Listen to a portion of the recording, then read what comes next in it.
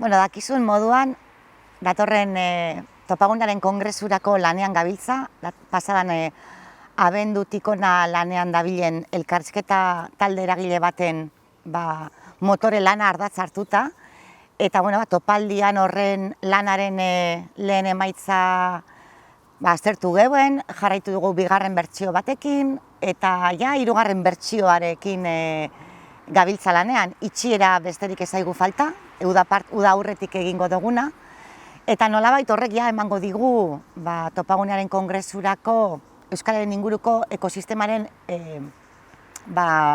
irakurketa berri bat eta egiteko era baten proposamena. Hor nolabait oinarrituko ditugu kongresurako gure egitekoak, eta ikasketa prozesu oso interesgarri izaten ari da bertan parte hartzen ari garen guztiontzat. Aldaketa teoriaren eskutik ez da bakarrik emaitza, bada prozesua egiteko era eta horren baitan aldaketarako dauden gakoak. Eta ibilbide luze baterako ikasketa izango dalakoan, elkar ikusiko dugu hurrengo bazkideekin antolatuko ditugun forotan, eta izan da hau guztia aprobetxuzkoa mugimendu indartsuago bat eraberritzeko.